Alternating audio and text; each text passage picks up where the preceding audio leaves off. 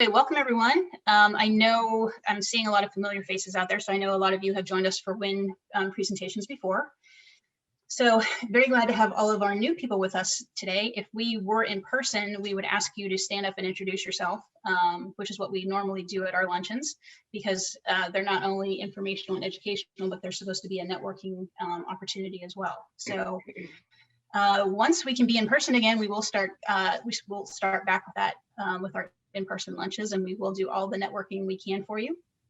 But thank you for being here this morning. And today we're really happy to have our president, Amy Bradley, as our presenter. I thought Amy would be a big draw, and she has been, so that's been very nice. But Amy doesn't really need much of an introduction, but just as a little bit of background, she's a graduate of Penn State University, and she first came to our region as a news professional for WJAC. After that, she was the voice and face of the Conemaugh Health System for 20 years, where she did have some occasion to use crisis communication, as September 11th and acute mine rescue happened under her tenure. In 2018, she joined the chamber and completely transformed our communications, so we know we are giving you the best possible person to present this information. And she is also an adjunct professor, and she says that this is her favorite class to teach. So without further ado, here is Amy Bradley with Crisis Communication. Thank you, Deborah. Nice introduction. And I have to give some shout out to Diane DeLisa, because she was also on my team when we dealt with with the miners. I don't know about 9/11. Were you still there? Yeah, okay. And it was crisis communication. It was a full speed ahead, and nights where we were dealing with media in our pajamas in our backyards from like 24/7. So it was interesting and helpful. It was I learned a lot from that. Did a lot not well, but learned a lot from it. And I'm going to share my screen here, and you guys can tell me, can you see it? Mm-hmm. Okay, I cannot.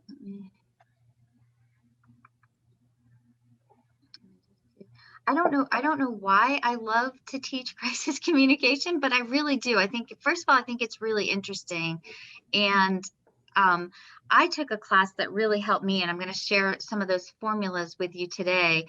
And if you kind of can start to boil things down to like tried and true formulas rather than just kind of flying by the seat of your pants, that's really helpful. For some reason, I can't see my screen. So let me just pull my PowerPoint up on another slide, and we'll go from there.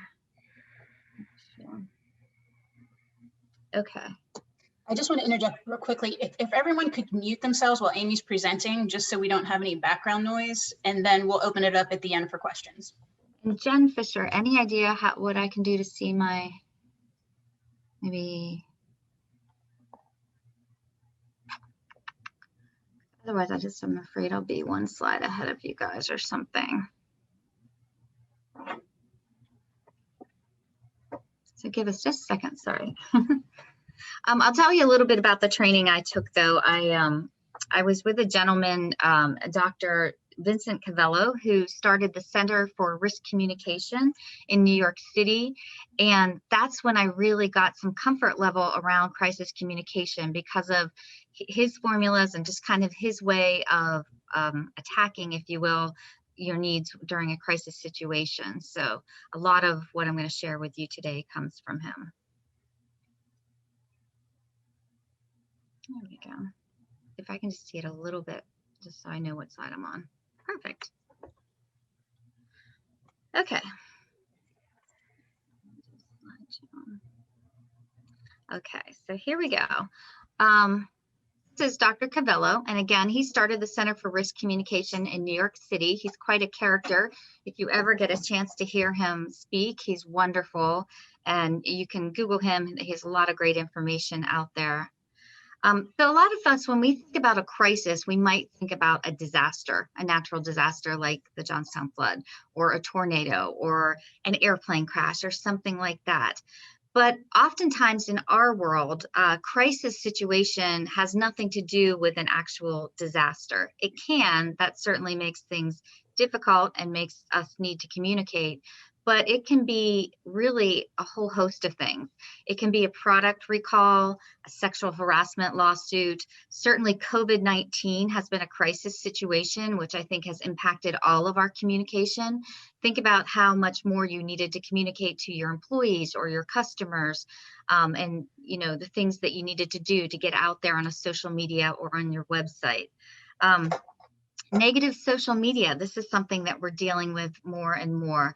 Something can take off on social media and really be negative, and that can impact your whole organization. And it can become something that now is a front and center crisis that you have to deal with. Same sometimes with negative press. But so there are all sorts of things that would be considered a crisis. It doesn't have to be a big natural disaster, if you will. A PR crisis is anything that can damage the reputation of yourself or your organization. Anything that can cause a loss of trust between you and your customers, or you and your employees, you and your shareholders, anything like that. And of course, then you think of the natural disasters or the COVID-19, anything that can cause a risk to the health, lives, or safety of your staff, clients, customers, stakeholders. When these things happen, whether it is the big disaster or it's something a little bit different, it changes how you communicate. And in a crisis situation, all of a sudden organizations are faced with this wide range of communication challenges. There's always lots of information coming in, often lots of confusion. Things are escalating, right? The crisis is going to have a start, and it's likely going to grow before it ends, right? So things are flowing. Often you lose control of the messaging. Think about, again, those social media crises where people are just commenting left and right, and you feel like you really just can't even control that. There's often intense public scrutiny and sometimes intensified media attention in a crisis situation. My goals for today are really two. One, I want to share with you these easy to follow formulas for preparing crisis communication. And I will be happy to send, I have sheets that I can send you that you can make these on your own. We'll talk about that later. But the other one is to convince you to refresh. Hopefully you have a crisis communication plan, but you need to look at it with fresh eyes, especially in light of social media changes that are always happening. If you don't have a crisis communication plan, I'm going to encourage you to create one before you need it. The time to make a crisis communication plan is definitely not in the midst of the crisis. This is a saying from Warren Buffett. It takes 20 years to build a reputation and 5 minutes to ruin it. And you see this all the time. You see people that just something goes wrong, somebody doesn't handle something well, it's all over the news or all over social media, and it completely changes their reputation. And that's unfortunate. Here's a couple examples, kind of like a little bit later, but these are crises. So you are Nike and you create a wonderful shoe specific for Zion Williamson, Duke's #1 player and the #1 player in the country at the time. And in the midst of this high profile game against North Carolina with all these eyeballs, your Nike shoe that you created for Zion blows apart and he gets injured. So he's not going to be able to play in the next game. You are the executives at Nike. You start watching this game, your life is good. All of a sudden, you have a crisis on your hand. I mean, fortunately, Zion was able to recover, but you have to answer for this, right? Everyone was talking about this. There were memes and it was all over the internet. So you're Nike, your day just kind of went kind of bad and you have to deal with this. So that's an example. Or you could be Domino's, and one of their genius employees one time decided to film himself putting food up his nose. This went completely viral all across the country. Domino's began to see their food sales slip, which you could kind of understand why. They had nothing to do with this. This is one person's bad decision, but as a company now, Domino's had to deal with that. Here's one a little near and dear to all of our hearts. So in 2017 was the midst of the whole should we kneel, should we stand for the national anthem? And obviously people on both sides were feeling very strongly about it. So the Steelers decided to stay inside the tunnel. This was September 24th, I believe, a Sunday game. They decided if they stand in the tunnel, then they won't have to get into this controversy about standing or kneeling. But one of their players, U.S. Army veteran Alejandro Villanueva, felt really strongly, being an Army veteran, and he came out of the tunnel, put his hand on his heart, and stood for the national anthem. He had no idea and did not intend for this to become a huge issue, but it became quickly a crisis for the Steelers and for Ben Roethlisberger, for all of his teammates. He went on to say he felt really badly about it because he didn't want to throw his teammates under the bus, and that was not his intention. But unfortunately, it just caused this, huge whirlwind of a crisis for the team. His jersey went on to be the top selling jersey, not just for the Steelers, but for the entire NFL. But again, he felt badly about this. But so you're Ben Roethlisberger.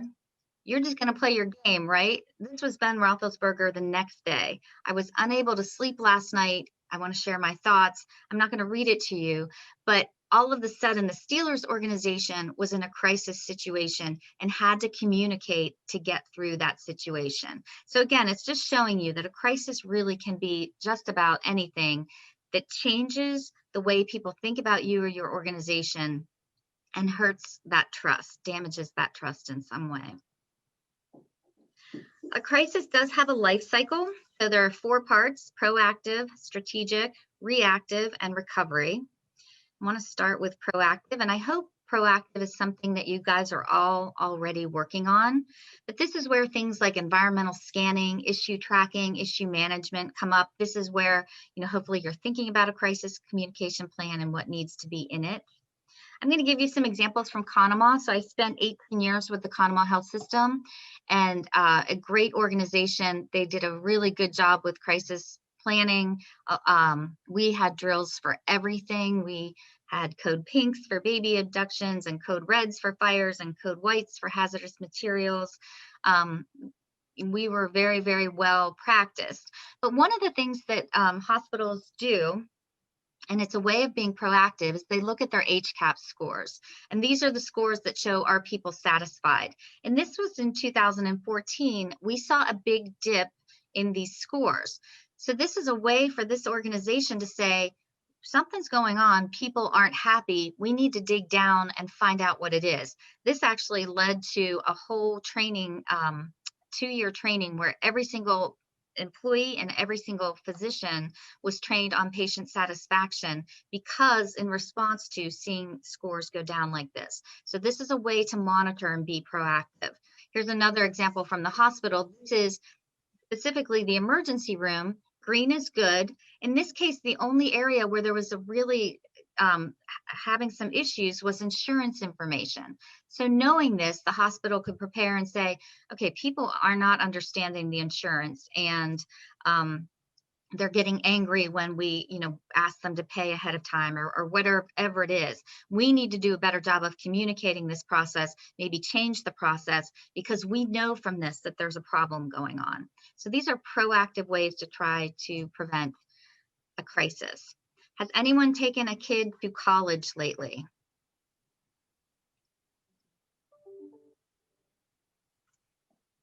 Okay, well, I did. So I just took my son last week. There are lots of examples of proactive initiatives underway on college campuses. If you are to visit a college campus anytime soon, you'll probably see signs like this. Not everyone binge drinks. In fact, 7 out of 10 students consume 3 or less drinks at a party. So these are up, encouraging students, like, don't be that one that gets so drunk that we have to call the ambulance. Like, use moderation. This is another one that's on college campuses, reminding people that, you have to have consent, and it has to be active, sober, and verbal, and, trying to prevent date rape. And I just took my youngest back last week, and on his floor there's this cute bulletin board with all these little foxes, and it says, what does the fox say? And I'm like, oh, that's so cute. It's sort of like preschool, except for the fox is saying things about date rape. And I was like, that's really not that cute. But if it's a reminder, and it's there, and it's alerting kids that, this is not okay, and here's the consequences and that kind of thing. It's a way of being proactive and trying to prevent a crisis from happening in the first place. My last college example, this was many years ago when my daughter went to Ohio University, and she was my oldest. So when they sent out this email to us as parents, Ohio University hosts active shooter training sessions. My heart dropped when I saw this. I thought, am I sending her to a school where this is what's going on in the hallways? But again, it's a way of being proactive and trying to prevent crisis, or trying to at least be ready to deal with it. And they wanted to communicate that to parents. So I did appreciate that. Still a little bit scary. So are there things, and that's something that you should be thinking about, are there things you are doing to prevent a crisis? If anyone has any and they'd like to share them, have at it.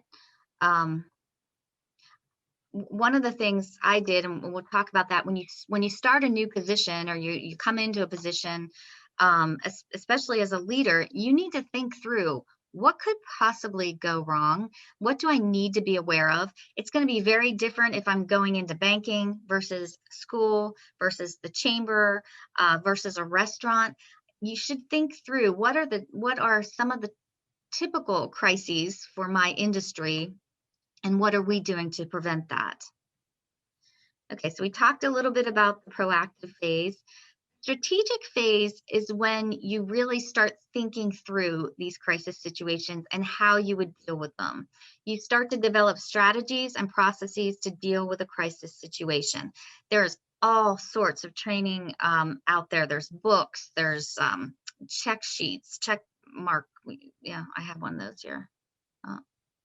Crisis management plan checklist. Even if you don't have a full plan, this would give you a place to start. But again, you need to think through what could happen in your organization and industry, and how would you prepare for that. This is an important statistic to think about. There's a study that said 86% of business crises were smoldering crises, meaning these were not the Domino's kid that just made a bad decision and stuck cheese up his nose. These are things that are brewing, that you can't say when the crisis hits, wow, this came out of nowhere. Most of the time, 86% of the time, it's smoldering. It's something that's heading for a crisis situation. I would suggest that even the situation with the Steelers and the staying in the tunnel for the national anthem was a smoldering crisis. You kind of knew at some point you're going to have to say where you stand on this and communicate what you're doing and why. That was a smoldering crisis. But most crises in a business situation are smoldering. So again, here's a checklist. One of the really basic things is, how would you communicate if tomorrow something happened at your organization, either physically, a fire, a flood, or something like that, or maybe a social media issue or whatever? How would you communicate? Do you have lists? Do you know how to get in touch with everyone? Can you get in touch with everyone if you can't get in your building? Simple things like that. It's sort of like a rabbit hole. Once you start some of these things, they kind of lead to other things. And again, there's all sorts of resources out there, and we at the Chamber also are here to help you. Okay, so one of the things in the strategic phase that you want to do, again, identify those potential risks, crisis or emergency communication scenarios. One of the first things I did, because I teach this class, one of the first things I did when I took over at the Chamber was Google Chamber PR nightmares. And I wanted to see what was out there and what could possibly get a chamber in a lot of trouble. And most of it was embezzlement, which I'm not worried about. But there was one chamber that held a golf tournament where they encouraged people to wear costumes. And one foursome came as immigration officials, which it was just in the heart of all of the immigration issues. And it really did not go well, and it got national attention. So, what are those scenarios? Google your industry, and you'll likely find some things that might make you say, didn't think about that. We might want to, think or do things differently. Again, identifying your key stakeholders, make sure you do not forget your employees. To me, they're your most important audience. And the last thing, and I'll say this several times throughout this presentation, the last thing you want is for an employee of your organization to open the paper or turn on the TV and see something about their organization that they didn't know anything about. You'll want to appoint a crisis team. Who's in charge, who you'll want to assign different, you're going to do this, you're going to do this, develop those procedures, determine who's going to be your spokesperson. And this is something you really want to think through. The last thing that you want in a crisis situation is everyone talking to everyone. You really want to have a few determined, trained spokespeople so that your message remains on point and doesn't change with every person who's giving the message. And then you should be practicing these things. Again, at Conemaugh, we had drills, a lot for different things. And it was good because, God forbid the real thing happened, at least we knew the steps, to take. Okay, so we're going to talk about the reactive stage now. And this is the crisis is here, it's happening. And this is where some of these formulas are going to really come in and be helpful. One of the first things, though, you have this that affects your crisis response are what's going on, the variables, and these are going to be different for everyone. So that determines your stance. How are you going to respond? And then that determines your strategy. So I'll give you an example of this. In healthcare, one time we had a patient who made some pretty spectacular claims that we knew were not true. And this patient had some mental health issues, which of course we could not say. So knowing that, patient information is always held very closely, and especially in a case, if somebody with some mental health issues, we couldn't say anything. That changed our stance, that changed how we responded, and it changed our strategy. So that's just an example. You may have lawyers telling you you're not allowed to talk about something, or you may not know. It may be a crisis situation that you don't know exactly what happened yet. All of those things are going to change your stance and then your strategy, and it'll make a little more sense in a slide or two. This is Timothy Coombs, is a crisis communication specialist, and he has different strategies. And he, says, and there are different ways to respond in a crisis situation.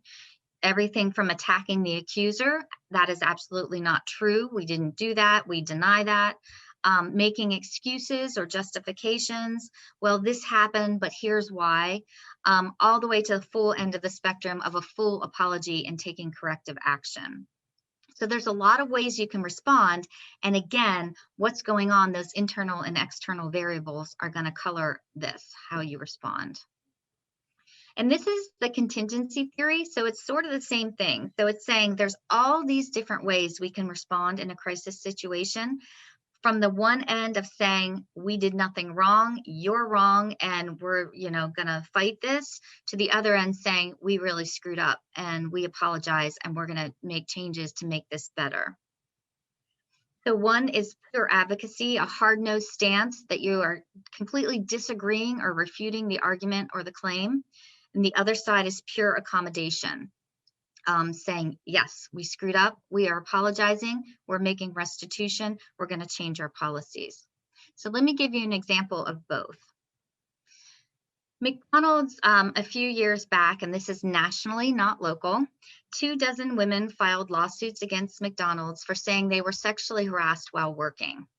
The charges involved incidents in 20 different cities at restaurants, and some of the people who were making the claims who said they had been harassed were as young as 16 years old. So McDonald's has that contingency spectrum in front of them. How do they respond to this crisis situation? In this case, they said, we have a problem. We obviously are doing something wrong, and this has to change. This is a comment from the CEO, Steve Easterbrook. McDonald's is committed to ensuring a harassment and bias-free workplace. They're strengthening their overall policy. They created interactive training. They hired a third party to manage an anonymous hotline. So they said, not only did they say, we're not refuting this, we have a problem, but they said, here's how we're going to do with it. We're going to make these changes. They even went so far as to partner with RAIN, which is an anti-sexual violence organization, and they worked with RAIN officials to update their workplace and their harassment policies. So this on that spectrum is an example of somebody at this far accommodation side saying, we apologize, we need to make this right. Here's an example of a situation at the other side. So in 1993, people began to find syringes inside their Pepsi can. And it started out with one, and then kind of word got out, and then there was another and another. And eventually there were quite a few syringes being found.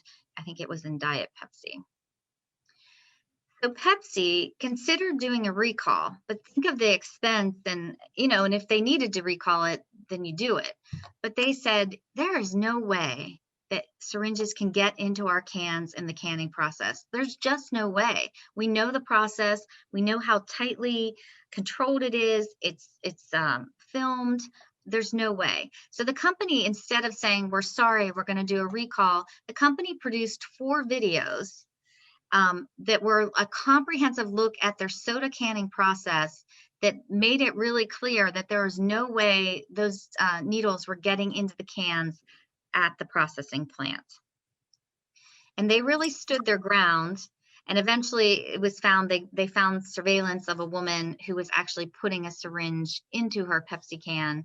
And they were able to show that this was a hoax. It took a while. Their Pepsi sales had fallen 2% during the crisis. But because they were so adamant and so determined to stand their ground, they were able to kind of quickly get this crisis under control. They really felt they hadn't done anything wrong. And if they had been quiet about it, or maybe not worked so hard to defend themselves, they probably would have continued to lose market sales, and they probably would have had to pull the product from the shelves, both of which would have been really devastating to their bottom line.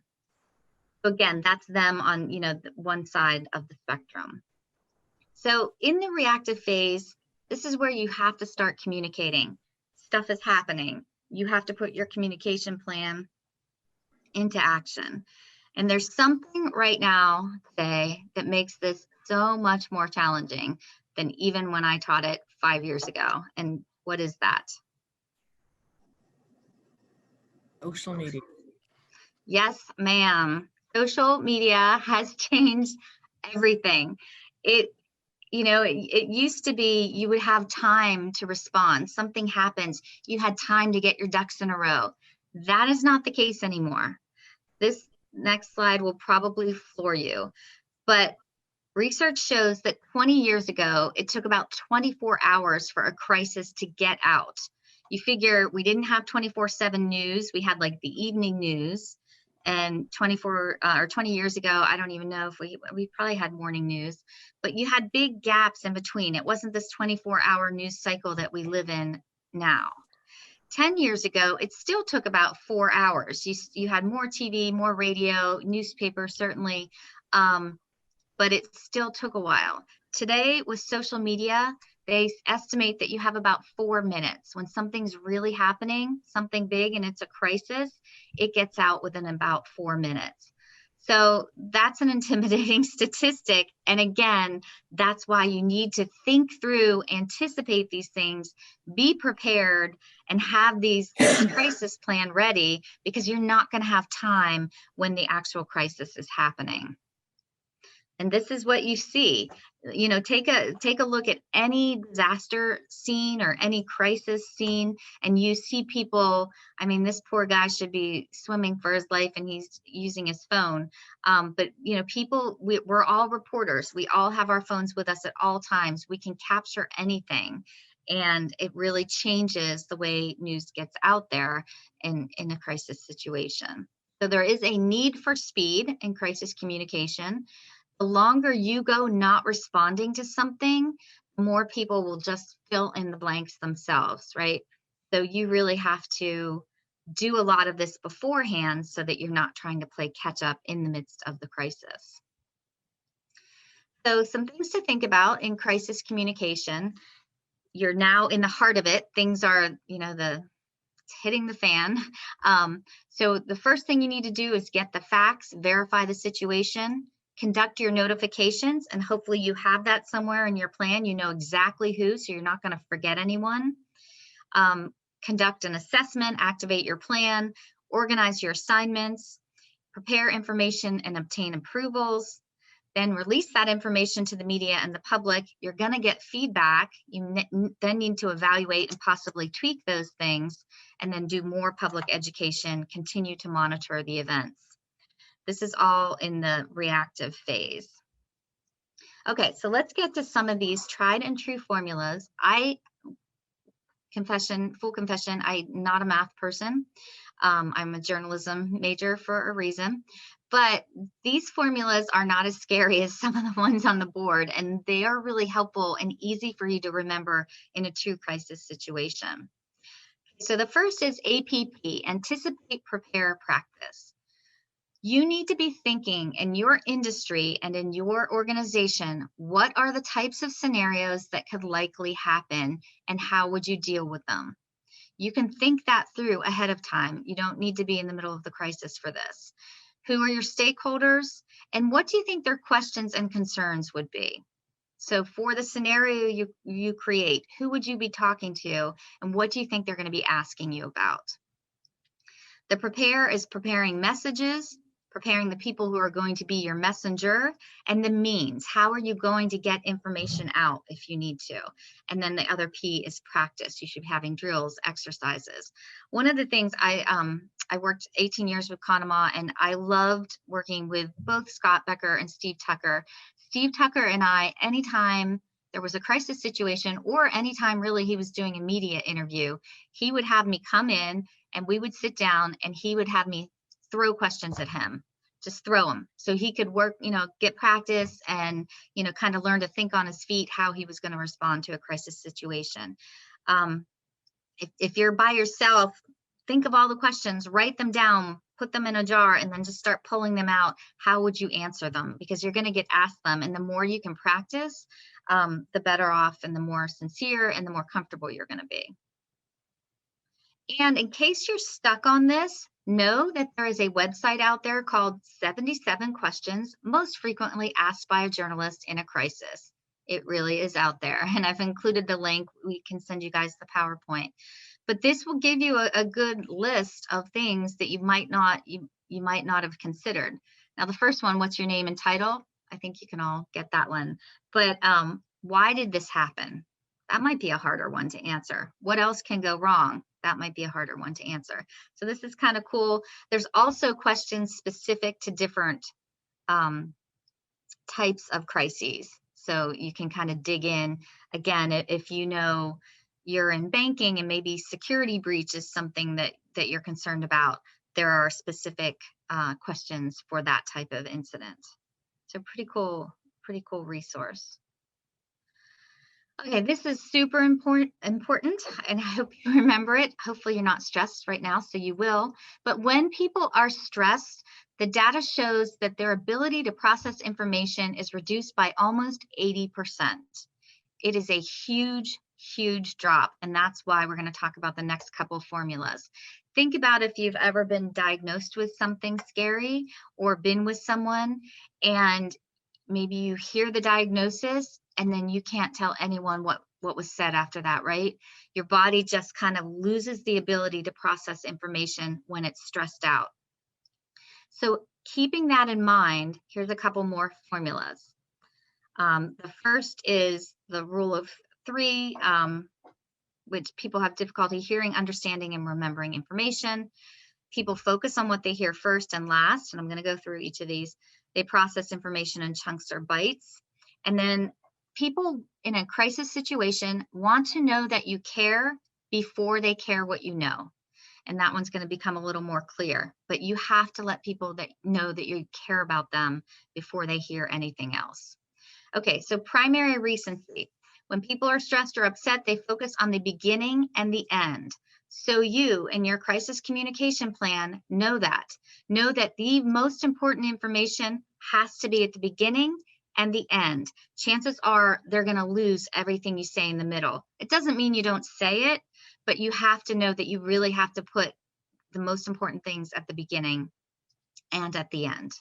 The middle, it tends to get lost in a crisis situation. In a crisis situation, you might be tempted to give as much information as you can and think of everything that they might want to know, but you shouldn't, at least not initially. In the beginning communication phases in a real crisis situation, you should limit your messages to 3. And I know that's like, oh, that's hard. But 3 key messages, 3 supporting facts for each key message, and then you repeat yourself 3 times. And I'm going to give you an example. And also, this goes along with this, the 27-9-3 template.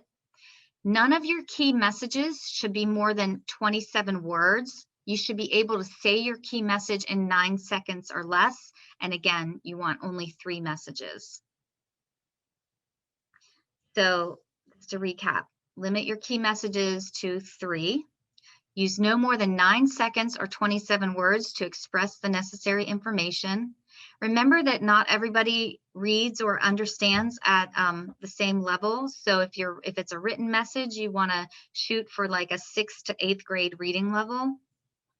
And also remember that your very most important message must go first. The next most important should go last. Here's an example. So if, God forbid, and like, I don't even like to say things like this, but if we had a smallpox outbreak and I'm in charge of delivering this information, maybe I'm the public health official and I'm delivering information to the people of Johnstown, I can only tell them 3 things, right? Based on this theory. So this is what I want you to know about smallpox. I want you to know that it spreads slowly compared to other diseases. And second, I want you to know because it spreads slowly, that it gives us a lot of time to find the people who are infected. And number 3, here's the good news. People infected with smallpox can be vaccinated to prevent them from getting sick. Okay, so those are my 3 messages. Under each of my 3 key messages, I can have 3 bullets. If we use the last one, people infected with smallpox can be vaccinated to prevent illness. So what do I want you to know about vaccination? Here's my 3 facts under this key message. People who have never been vaccinated are the most important. So if you haven't been vaccinated, you're the one we need to get to first. Adults who were vaccinated as children still have some immunity, so that's good news. And we have adequate vaccine on hand. No one needs to panic. I could talk about what kind of vaccine it is, whether or not you need 1 to 2 doses, if you're allowed to take it if you're under 16, where it was manufactured, how we're going to distribute it, but I don't have time for that. In this crisis communication, I need to stick to my 3 key messages and 3 bullets underneath. As a crisis goes on, there's more time for more of that information, but in the initial crisis communication, you really want to stick to those 3 messages with 3 key messages with 3 bullets under each. The most important one going first and last. If you, when I send you this PowerPoint, if you want to watch Mayor Giuliani, he's in the news a lot right now for not great things, but he really made a name for himself during 9/11 because of how he handled this crisis. And if you watch this clip, he does exactly what we're talking about. He isn't speculating. He isn't throwing out all sorts of information. He really focuses on 2 things. He wants people to remain calm. 3 things. He wants people to remain calm. He wants them to stay in place. Unless you're in southern Manhattan, if you're in southern Manhattan, you are supposed to start walking north. And these reporters keep talking to him, keep throwing other things at him, but he keeps repeating, remain calm, shelter in place, unless you're in southern Manhattan, and then we want you to start walking north. He really did a good job. One of the other things that you see in this clip is another formula. It's called know, don't know. So when you're in a crisis situation, especially at the beginning, you probably don't know everything, right? And they're going to ask, reporters may ask you everything. So it's okay to say what you know and then say what you don't know, but then you have to follow that up with say what you're doing to achieve greater certainty or knowledge. So if I use Mayor Giuliani as an example, here's what we know. 2 planes went into the Twin Towers and the buildings collapsed. So we are moving people. We want you to shelter in place unless you're in southern Manhattan, and then we want you to start walking north. We don't know what caused this. We don't know if this is an act of terrorism. We don't know if there are any other attacks coming. It's okay to state that. Then you say, we're working closely with the FBI and the New York City Police and Fire Departments to figure out, what we need to do next, that kind of thing. So it's okay to admit that you don't know something, state that, and then explain what you're doing to learn what you don't know. So that's the know, don't know template. Because it's better to say you don't know something than to totally speculate and be wrong. Mayor Giuliani at the time could have said, oh, I'm sure it was, an attack by Al-Qaeda. What if it wasn't? You've wasted time, and that's not what's important right then. So it's better state what you know, what you don't know, and what you're doing to get greater knowledge. How about no comment? Do you think it's okay to say no comment?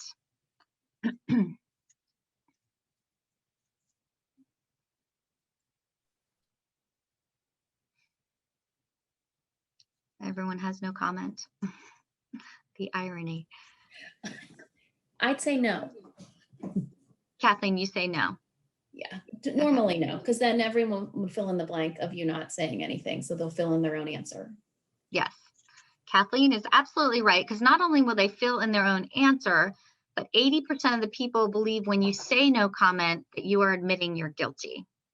So try very hard, and this is a good thing to practice too, try to avoid saying no comment and instead say things like, boy, that's a great question, and I am going to work to get the answer for you.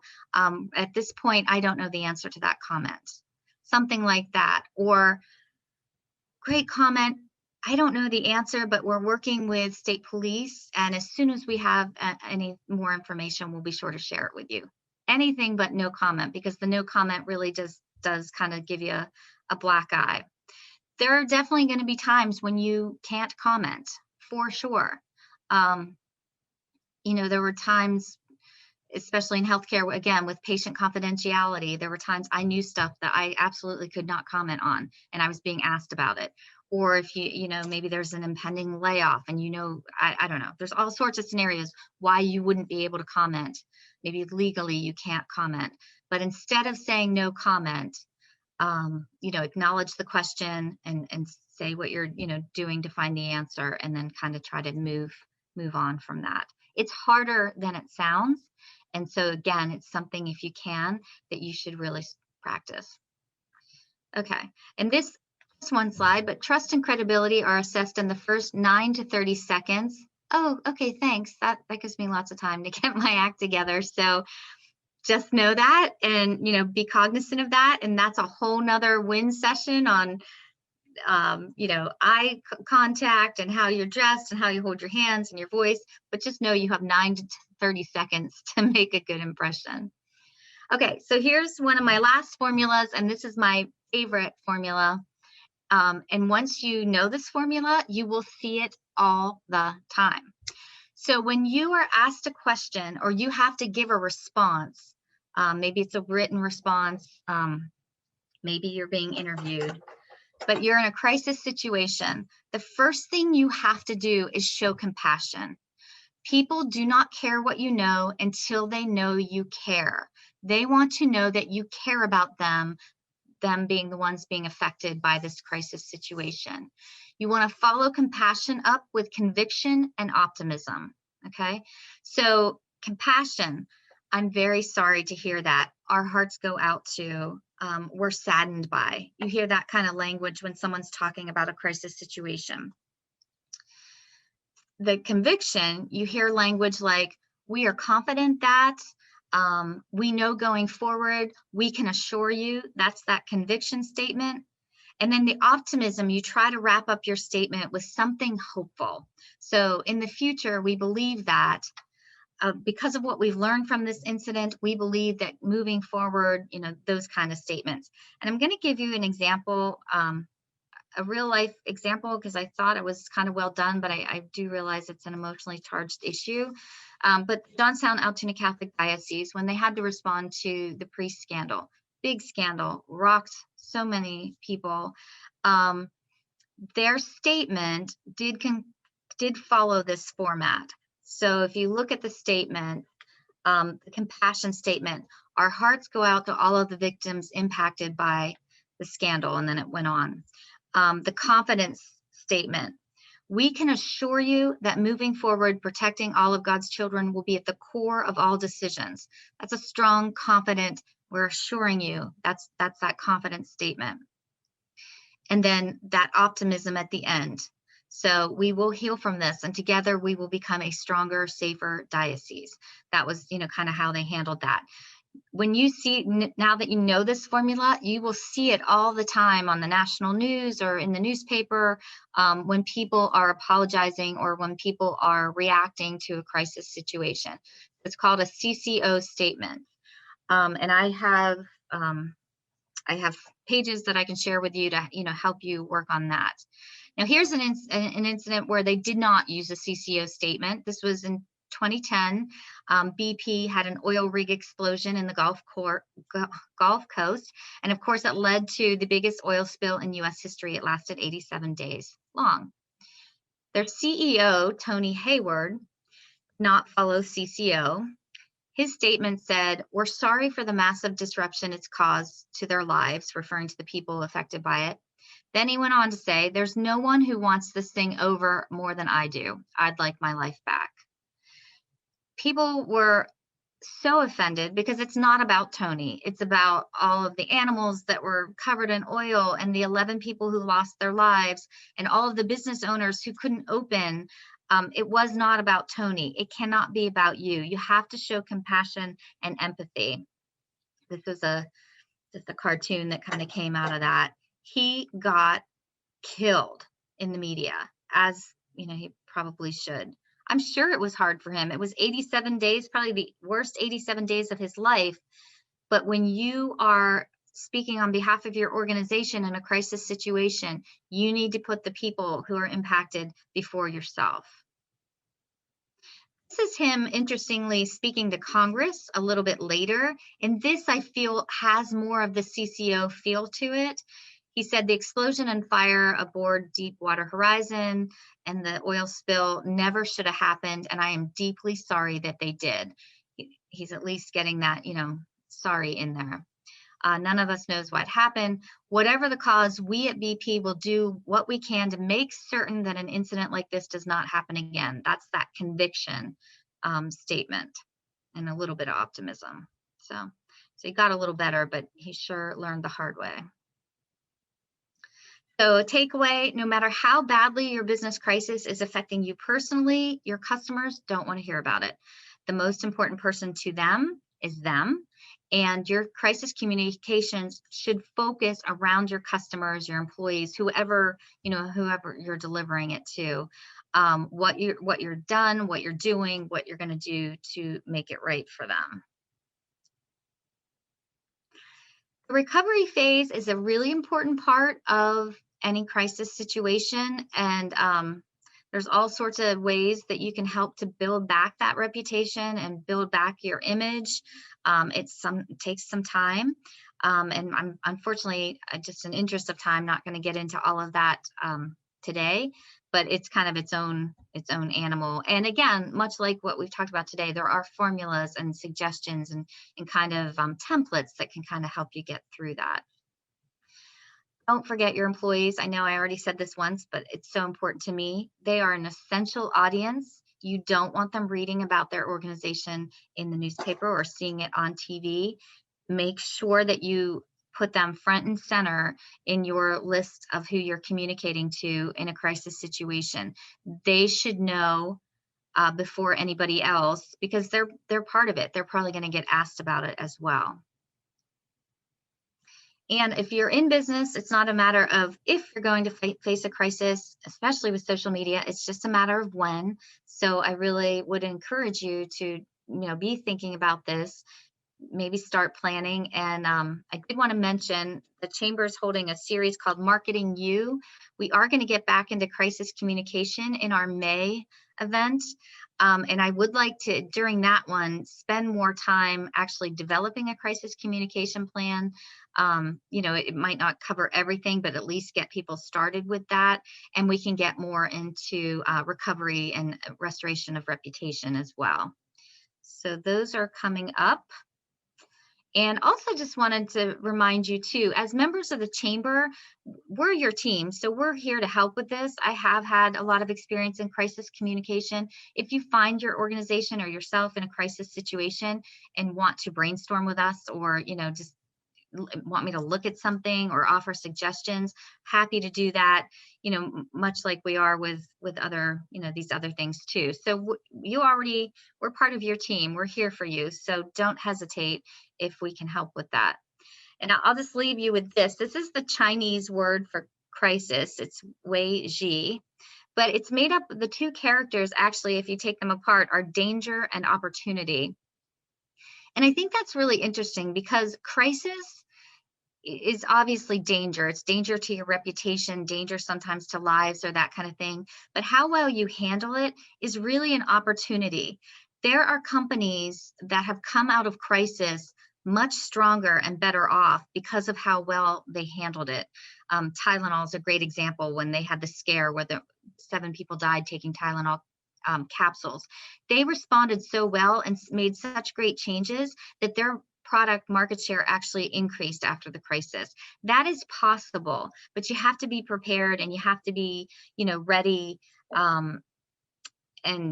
and thinking about people and putting people first and all of those things. So there are ways to come out of crises for sure in a good way, but it takes some thought and some training.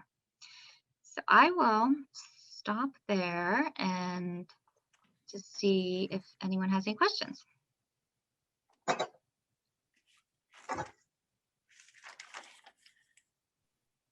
No question, Amy, but a comment. I'm noticing a trend, especially on TikTok, and it's probably happening in Instagram Reels. With the younger demo, their influencers are a big thing. So I'm noticing that there are a lot of fast food employees that are building their social media followers based on, let me show you behind the scenes. Let me show you how dirty this is. Let me show you how often this doesn't get changed. And I think that's definitely going to become such a challenge for businesses moving forward and how quickly they can get that message out to thousands. Yeah, and that's where you really need to address that with a policy and just say, cell phone footage is forbidden to be shared, because you're right. I mean, we all have our phones at all times, and it just adds to what can happen and what can be shared. And, you see it every day, like somebody's reputation is just ruined because of something that was posted on social media or something they did that, 20 years ago, we didn't have a camera. We wouldn't have captured it. So it would have died down much more quickly. So you really should have policies in place for use of personal phones and what you can share and what you can't, because otherwise you are with TikTok, and you're definitely open yourself up to that. So no behind the scenes at the Chamber. It'd be really boring. Sorry. Hey, Amy, Rose here. Just excellent presentation. I was just wondering about something new I heard about, which I actually heard on BBC News that I listen to a lot, and it was the term dragging, and I'd never heard it before, and I don't know if anyone else has, but it's where influencers and people who don't like influencers, just for the fun of it, drag people down, and they do videos and they tell lies about them. They just say, you know, so-and-so had an affair, they did this, they did that. And I was just horrified, the stuff I was hearing, and people were having to hire professionals to help them, you know, tell the truth. And I hadn't heard about it. And I'm like, oh my gosh, I know sometimes you have, you know, where we might say someone might have a mental issue, or someone say they just want attention. But a lot of times right now, people are kind of in the fringes on that. But because the people answered it, they said that got interest of more people. And it just, you know, there was like a roll down the hill type of thing. And I just thought, if anyone had heard about that, and, you know, how, as looking forward, how should we prepare for things like that? Yeah, I'm not as familiar. And unfortunately, one of the reasons I love teaching public relations is because every year it's different. I talk about things in class this year that I didn't talk about at all 5 years ago. Influencers, TikTok. So Rose, you're probably foreshadowing like next semester for me. But Yeah. that's a problem, because that's when you go back to that contingency. You know, what do? Do you adamantly defend yourself, but then do you risk the, you know, the conversation continues and it gets more legs and more people get involved? And we did talk about that in the Facebook session that we want to do, that we're going to be doing. One of the things we talk about is how do you respond to those negative things, because it is so easy to just set yourself up and get trapped in this, like it just continues to grow and it's awful. So yeah, I'll have to look into that more. I'll ask my students. I'm sure all of them know what it is. Probably know about it. Yeah, I'd never heard the term, but that's scary. Social media makes it much harder, and it makes it scary, I think. And I know from a legal point of view, you know, we've had employees post stuff, you know, on the CamTran, you know, Facebook page or other things, and they say we can't do a lot about it. You know, that it has to be, you know, if they specifically say something that is, I don't know, but it has to, the wording has to be very specific before we can take action. And we do have a social media policy, but it's still, you know, it's just, wow, it's out there, and we, you know, sometimes we feel our hands are tied. Yeah, it's very tricky, you know, between free speech and then, but wanting to protect yourself and your companies. It is a fine line. Yeah.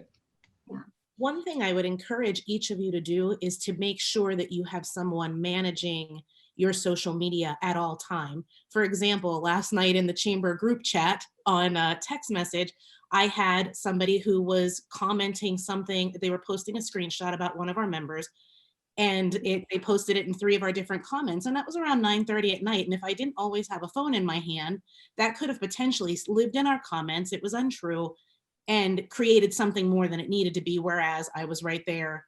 We decided we were just going to delete them. But you really need to be on top of reviews that are coming through to make sure somebody's not negatively attacking you, whether that be Yelp or your social media views, and that they're not attacking your comments.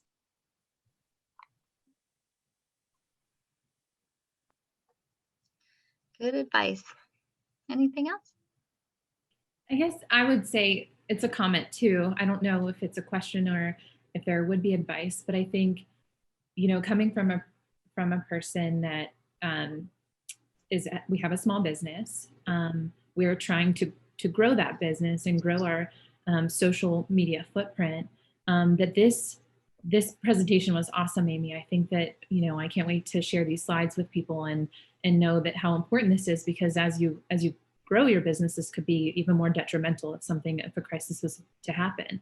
But that, you know, if you don't know, I suppose, or don't talk to your social media folks or who's in charge of that, personally, I can say personally, and I'm just saying to all of you, it's an admittance, is that this gives me, I run our social media at Sorcery, and I do have a lot of help, and I bounce ideas off of people, but this causes me personally so much anxiety because I've been in a personal situation where a crisis happens, and I would never want that to happen with a company. You're trying to protect them so much, but in a time like, especially a time like right now, it is so difficult and so mentally taxing of not knowing what to say, who to support, what opinions do you put out there, who are you going to hurt?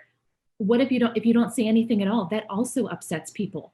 Oh, you know what I mean? Like it's a reflection of a company, not just personally, right? I can't speak for everyone in the company, but I try hard to, I guess, resemble our company values. But that's really hard. If you can even imagine how much more I would love to post and say things, but you end up thinking that by not saying anything at all is better. And that's unfortunate. I think that's unfortunate because all of what you're talking about and the things that you see that's happened to these companies and these people inherently suppress you. And it's not because we don't want to speak up on a situation. It's that you can't make everyone happy. And that's really tough. Yeah, and Jess, I'll just add there's new research that shows that I think it's up to like 68% of people think that companies and organizations should weigh in on social issues. So they are anticipating you jumping in on, whatever it is. And it's tricky, right? It's really hard, but this more and more people think that, they want to see the people that they're shopping with, and they want to see where they stand on these important social issues.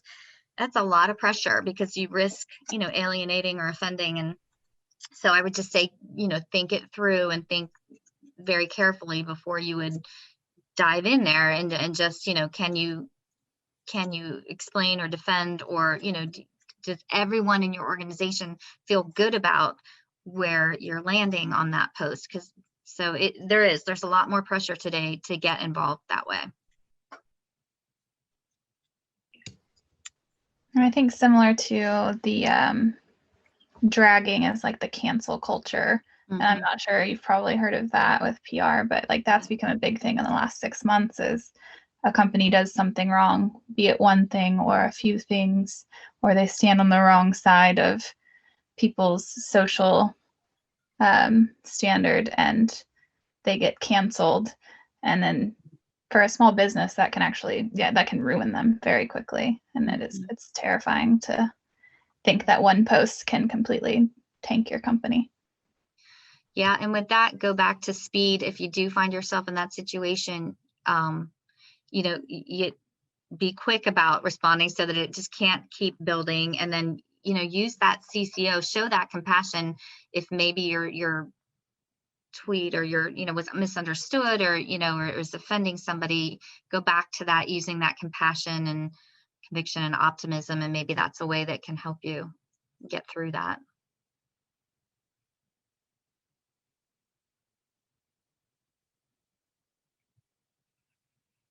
Well, it's nice to see everyone's face. So thank you so much. I'll turn it back to Deborah, see if she has any closing remarks. Okay, well, thank you very much, Amy, and thank you all for your attendance and your participation today. And that chamber that you referenced, that exec is a friend of mine, and I can tell you that ruined her life for about a solid 3 weeks, trying to fight through that crisis, because they were not prepared. They didn't have a plan.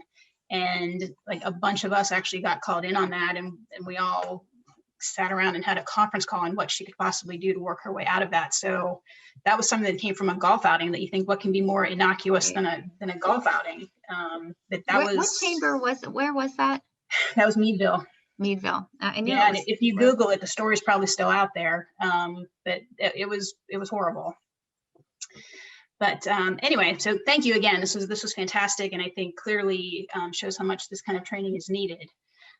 Next time we will be back to our regular schedule of the third Wednesday of the month. Will be on February 17th, and another timely session, I believe. Our presenter is going to be Gloria Kaminsky with Key Strong, and she's going to talk about our immune system and things that we can do to ramp those up and stay safe and healthy through the current health crisis. So lots of crises going on, but I think what's good is we're giving you ways to help combat them. So once again, we hope to see you on February 17th. Thank you for being here today, and please come back and bring a friend next time.